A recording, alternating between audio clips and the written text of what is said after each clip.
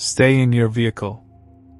Imagine being trapped in your car, surrounded by chaos, as an unseen terror closes in. What would you do if the only rule was to stay in your vehicle, but staying put might mean certain death? This is the chilling true story of a geological incident that turned into a nightmare, where the line between safety and survival blurred, and the things that lurked in the shadows were far from human. What really happened that day? And why were we forced to stay silent for a decade? Watch until the end to uncover the horrifying truth, and decide for yourself if some secrets are better left buried. In April 2013, I went through an experience that I couldn't talk about until now. I received a large sum of money in exchange for my silence after signing a 10-year agreement that prevented me from speaking. Now that the term has ended, I've been thinking about my options. I could forget about it and move on without mentioning anything. I wouldn't gain anything from speaking, and I might even lose a lot. But this is just an anonymous post on the internet, where words lose some of their meaning. The weather in West Virginia was unusually hot, with no breeze. I was on my way back from visiting my aunt, who had broken her leg and couldn't leave the house. I was driving on I-64 outside of Lewisburg. It started with the radio. It was playing a familiar song I'd heard thousands of times. The sound cut out quickly and then disappeared completely. I heard cars honking ahead as a line began to form. The trees were swaying more and more as the pressure increased. I heard the sound of wind hitting the left side of the car, forcing me to steer to the other side. I closed the sunroof as a dust cloud passed, leaving a mark on the windshield. Then came the rumble. It sounded like thunder, but it was coming from the ground, a groan from below, growing louder and clearer every second. When it peaked, I saw trees falling. A small Kia lost control and veered off the road. As the sound faded, the road turned into chaos. Some were quickly changing lanes, while others slammed on their brakes. My car door was scratched as the car behind me sped past. The radio was playing an automated message, a local emergency alert describing the event as a geological incident. We were told to turn off the AC, slow down, and exit at the nearest ramp. The message repeated in a monotone voice. Geological incident. No AC, slow down. Exit at the nearest ramp. Minutes passed. A line formed ahead. Police officers were closing lanes in all directions, leaving only one exit open. Some tried to bypass the barriers but were forced to retreat under the threat of guns. I saw some officers wearing gas masks and riot gear. We were directed to enter. I followed the exit and was directed to the right. There was an open field being used as a temporary parking lot. Cars were directed in and parked in a way that trapped us, leaving no room to open the doors unless you were on the edge. 4 rows of cars, about 10 to 15 cars in each row. Overflow cars were directed further down the road. The place was crowded. I was stuck in the second row, about 6 cars from the front. Everyone around me was on their phones. I had no one to call, but there seemed to be a problem with the signal. The radio was still repeating the emergency message. Voices rose. A man in the second car to my left stuck his head out the gap between the doors, shouting at the officers for answers. They responded immediately with a warning shot in the air. "Stay in your cars," they shouted. "Close your doors. I won't repeat the warning." Some people were filming, but there seemed to be an issue uploading the videos. We were losing internet connection. It didn't take long for phone signals to be completely blocked. I think 1 or 2 videos of that officer firing a shot into the air made it online. They were pacing back and forth. We were told to stay in our cars with the windows and doors closed and the engines off. I could hear people talking in their cars. One said there was a natural gas leak due to a geological event and that combustion engines could cause an explosion.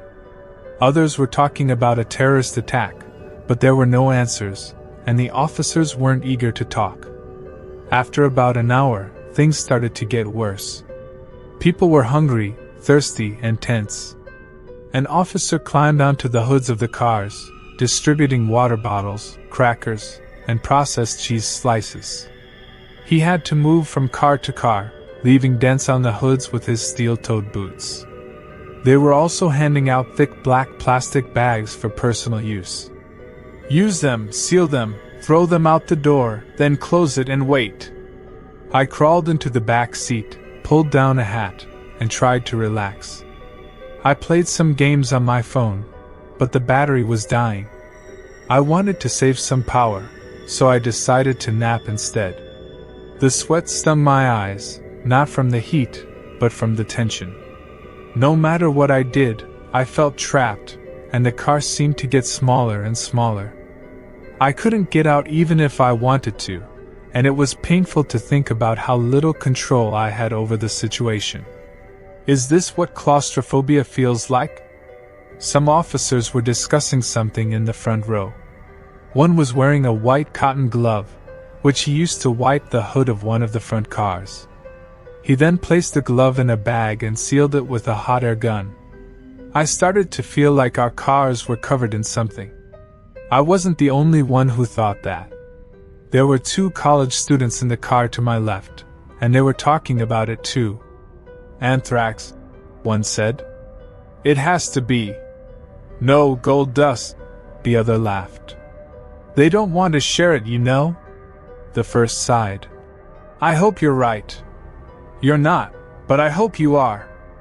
I joined the conversation after a while. I offered another explanation. Something flammable, something that could explode if we started our cars. They were willing to consider that possibility. The driver behind me didn't hear us, but he held up a notebook that read, "If we don't know what it is, it must be aliens."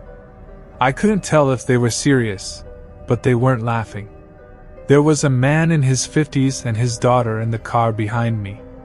There was also a man in a black shirt that looked like a preacher without a collar, 2 middle-aged women with a child in the back seat, a heavy man playing a Johnny Cash song, and a couple with their teenage son who wouldn't stop tapping on the windows. We were stuck for about 2 or 2.5 hours when a truck arrived, one of those with a large water tank. It was unmarked, civilian-looking. As it approached, they announced over a loudspeaker, "We will be spraying your cars. Stay in your cars. Keep everything closed. Then we will cover your cars with protective plastic while we wait for it to dry. After that, we will begin releasing you in an orderly fashion." Most of us were relieved. It wouldn't be much longer. Darkness was falling. They climbed onto the cars, spraying them thoroughly. The smell of chlorine was strong. Maybe they added something to the water. When they reached my car, they climbed on it and made sure the sunroof was tightly closed. They sprayed the entire car, covering it with a chemical smell, the kind that sticks in the back of your throat. It took a long time for them to finish, an hour or 2 at least. After that, they started laying down some kind of plastic tarp on the short side of the parking lot, the kind used to protect competitions or as rain covers for football fields. They used police cars to cover the entire area, securing the edges with large rocks. "Please remain calm," they announced as the plastic crept over us. "I know this is uncomfortable, but it's for your safety. Once the cleanup is complete, you will be free to leave. Stay inside your cars at all times. I repeat, stay inside your cars." I did as I was told. I stayed in the car and watched the plastic tarp crawl over me. It felt like I was being buried alive. All the lights went out, leaving me in complete darkness, with the faint sounds of others. The 2 college students were talking about where they would go next. One was growling. I don't know if it was in support or frustration. Others were cheering. I drank the last of my water and ate the last cracker. I returned to the driver's seat. I could hear them finishing the tarp and stopping the police cars. I waited patiently, expecting it to take another hour or so. They didn't give us a specific timeline, but I felt somewhat relieved, sort of. I alternated between feeling powerful as I gripped the steering wheel and feeling trapped in a metal coffin. The darkness was intense, and everything reeked of plastic and chemicals, like being in a car wash stuck in time. As the noise died down, I started to hear background sounds. I tried to filter out the different conversations from the nearby cars, and somewhere in the distance, I heard raised voices. They weren't coming from the cars but from the officers. Whatever they were discussing, the conversation was heated. An hour passed, and people were losing patience. The honking increased, and some were shouting for answers. I couldn't stop my leg from shaking. Every time I thought about getting out of there, the car seemed to shrink more. I was hyper-focusing on things I couldn't control. I was a little thirsty, and the water was gone. I needed to use the bathroom. I wanted to stretch my legs and walk around. I wanted to breathe fresh air and get rid of that annoying chemical taste. I heard cars starting, accelerating. The truck was moving somewhere on the side. "We need you to stay in your cars," a voice shouted over the loudspeaker. "Do not leave for any reason.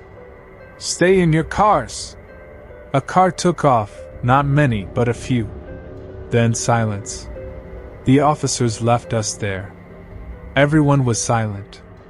Some people opened their phones, using them as lights to see from car to car, looking out at the sea of cars, all of us trapped under the dark tarp. I saw a handful of lights cut by sharp shadows. I couldn't tell who was in the dark. Everyone was anonymous. I heard a gasp from behind. There was a metallic sound, like the officers climbing onto our cars to distribute water. There was cautious cheering as some thought they were lifting the plastic tarp, but that wasn't it. Instead, I heard more footsteps. The cheering faded as the footsteps on our cars increased. I lost count after dozens. The shadows in the other cars were still. We were all holding our breath, waiting for an answer to appear. What was happening? What was that sound? Somewhere to my right, I heard a voice. "Who's there?" It sounded like an older man. I had seen a small truck in that direction earlier. In response, the footsteps stopped. There was a faint clicking sound, like someone pressing their tongue against the roof of their mouth. Click. Click. And from a distance, another click. Somewhere to my left, a few more clicks. Then the clicks flowed, dozens, maybe hundreds. There was a horrific metallic sound coming from my right, then the sound of breaking glass. A scream was cut short, followed by several irregular honks from a car horn. One of the shadows in the distance turned blurry as something pierced the windshield, cutting through the plastic tarp. In the front row, the roof of one of the cars was completely cut off. Someone was pulled from their seat. Behind my car, 2 cars over, there was more breaking glass. It sounded like a wild animal had entered. I caught a faint glimpse of it, the red color spreading over the right side windows. I wasn't getting any air. I could feel my heart pounding out of my chest as my arms started to shake. My hands were clenched on the steering wheel, and I could feel the sweat dripping from my shoulders. I couldn't control it.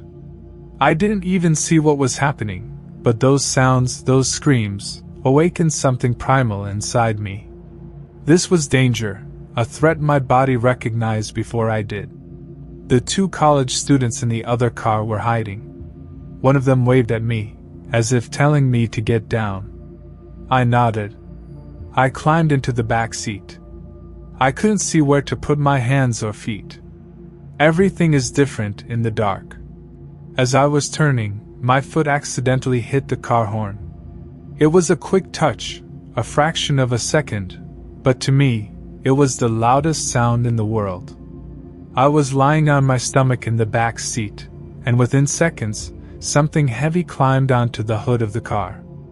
I felt my car bend. It was much heavier than the man who had distributed the water bottles. I put my hand over my mouth to stop the panting, but I ended up snorting from the sweat. My nose stung as I bit my tongue, listening to every metallic sound as that thing moved and moved. Click. Click. And from behind my car, another click. There were no more lights being raised. Everyone was hiding, staying silent. I pressed myself against the door behind the driver's seat, trying to make myself as small as possible. I could hear the car's frame creaking as that thing moved slowly. When it reached the sunroof, there was a faint cracking sound. It made it stop. Another crack. I shook my head silently, as if trying to tell the car to stop. That thing was going to break through, and it did. My legs were showered with glass as a large chunk of the plastic tarp fell into my car. Something big landed in the front seat, still covered in the protective plastic.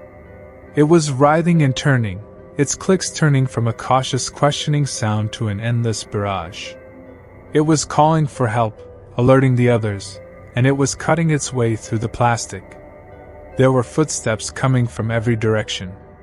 Some were jumping from car to car, and some were jumping far enough to skip a car as they sped up. I was about to be surrounded within seconds. I fumbled with my hands, cutting my thumb on the broken glass.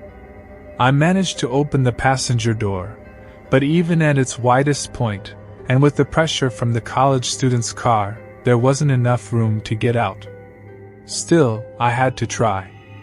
I squeezed myself into the gap and exhaled as much as I could, flattening my chest as that thing thrashed inside my car. My vision started to fade. Black spots appeared at the edges of my sight. My arms were weakening, and yet, somehow, I managed to get out. When my face hit the gravel in that temporary parking lot, I felt the burn of the leftover chemicals. I suppressed my instinct to run, and instead, stayed on my stomach, forcing myself to crawl under the car. There were more of them, some climbing up, some climbing down. My chest was pressed against the ground as the weight shifted.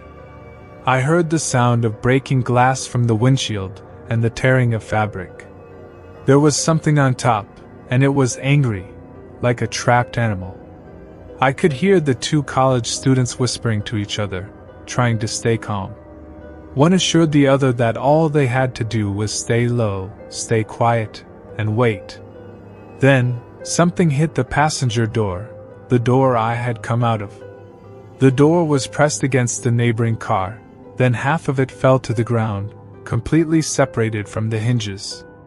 A black, bird-like foot touched the ground beside me. I looked it up later.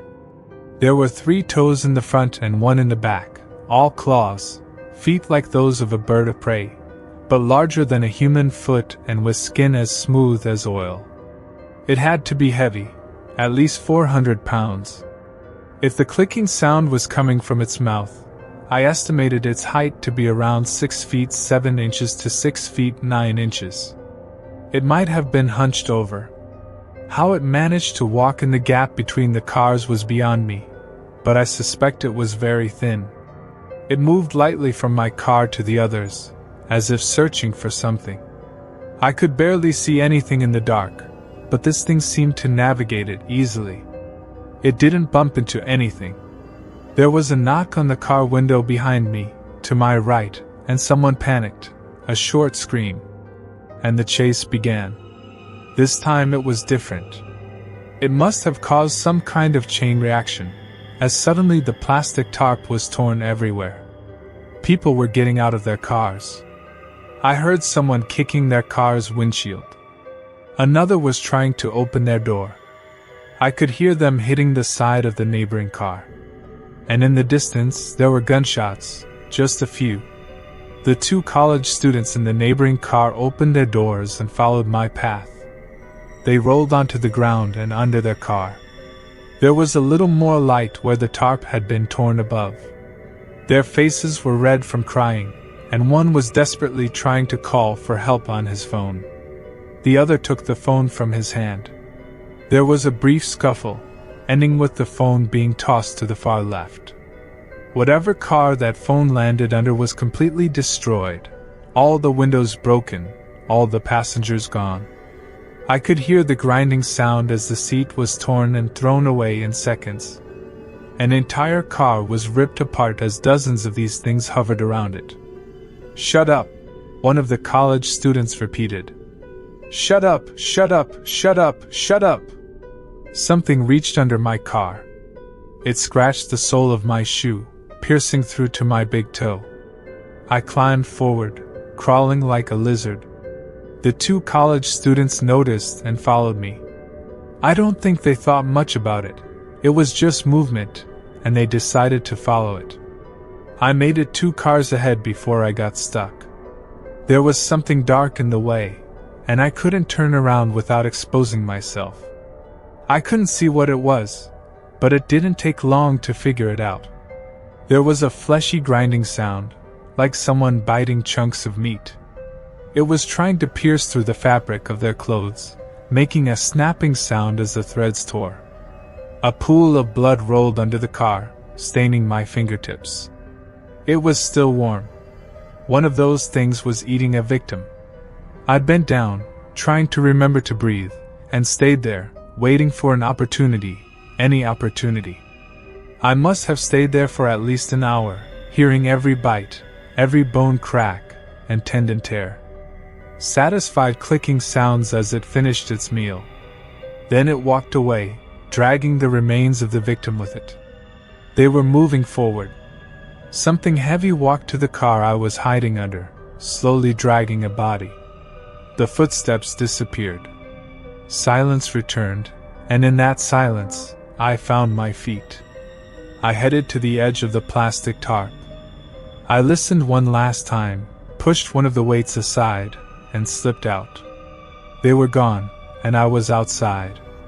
I felt my chest lighten, allowing me to breathe. I wanted to cry from relief.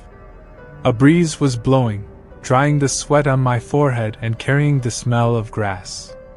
I stepped back, heading toward the sea of cars to see the extent of the damage. Then I saw one. It was a little further to the side, crouched on an old Honda. At first glance, it looked like a tall person covered in a shiny black layer. But upon closer inspection, you could see the bird-like feet, the sharp claws, the row of shark-like teeth in its overly wide mouth. I froze. That thing rose to its full height, easily over 7 feet. It looked ready to pounce on me. I had nothing to defend myself with. I couldn't make any sudden movements. I wouldn't have made it halfway under the car before that thing was on top of me. Hundreds of thoughts raced through my mind, but there was nothing I could do. I had no options. But that thing just looked at me. It held up a piece of raw meat. Blood dripped onto the plastic tarp. It looked at me curiously and took a bite. Then, as if nothing had happened, it walked away, satiated. I was left there, shaking like a dry leaf. And as the last of those things disappeared, all that remained was the panic. It didn't take long for the officers to return. The plastic tarp was removed, but we couldn't go home, not after this.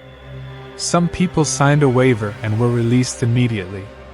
They weren't allowed to talk about what they saw, and in return, they received a large sum of money as compensation. Others demanded answers and were detained for obstructing justice. Some were in such a state of panic that they couldn't think clearly, and were examined by medical staff. 14 people died. It was described as a mix of causes: a traffic collision, carbon monoxide poisoning, and animal attack. I think there was something about an escaped prisoner too. Excuses everywhere, and the times were all wrong, spread over a few days to better fit accident statistics.